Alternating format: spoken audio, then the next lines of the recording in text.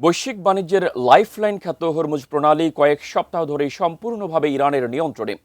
ক্ষেপণাস্ত্র হামলার আশঙ্কায় জাহাজ চলাচল প্রায় বন্ধ, যার ফলে ঊর্ধ্বগতি দেখা দিয়েছে জ্বালানি তেলের বাজারে। এবার সেই সংকটের পাল্লা আরও ভারী হচ্ছে সমুদ্রপথের আরেক প্রাণকেন্দ্র সুয়েজ খাল বন্ধ হওয়ার মাধ্যমে। কিন্তু কেন এই আশঙ্কা, বিস্তারিত জানাচ্ছেন তৌফিকুল আশিক।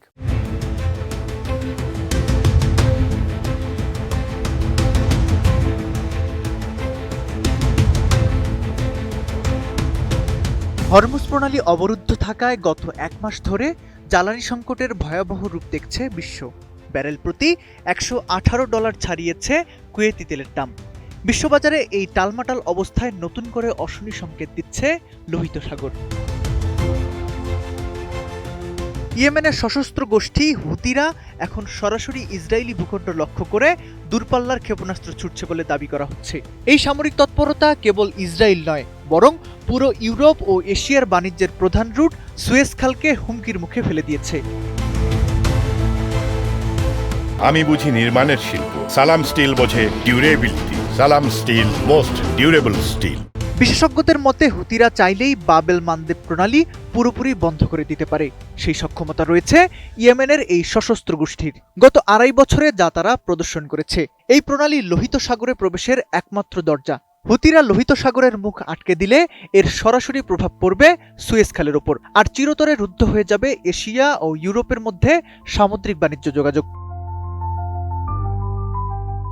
হরমুজ প্রণালী এবং সুয়েজ খাল দুটোই এখন একই সাথে ঝুঁকির মুখে।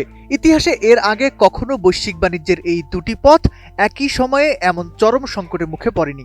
হিজবুল্লাহ আর ইরানের ক্ষেপণাস্ত্রের পর এবার ইয়েমেন থেকে আসা আক্রমণ ইসরায়েলের আকাশ প্রতিরক্ষা ব্যবস্থার ওপর বাড়তি চাপ সৃষ্টি করছে। এর ফলে সমুদ্রপথের নিরাপত্তা দিতে হিমশিম খাচ্ছে শক্তিশালী নৌবাহিনীগুলো, যার মাশুল দিতে হচ্ছে সাধারণ মানুষকে।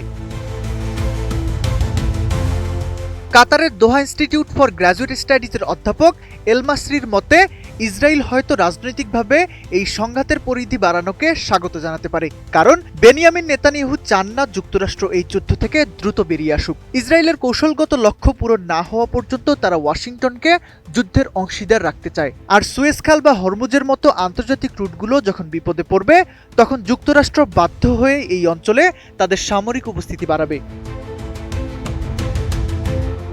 হরমুজ আর সুয়েজ এই দুই সমুদ্রপথই এখন যুদ্ধের মূল হাতিয়ার। হরমুজের পর যদি এবার সুয়েজ খালও স্থবির হয়ে পড়ে, তবে বিশ্ব বাণিজ্যে এক মহামারী শুরু হবে, যার প্রভাব হবে সুদূরপ্রসারী।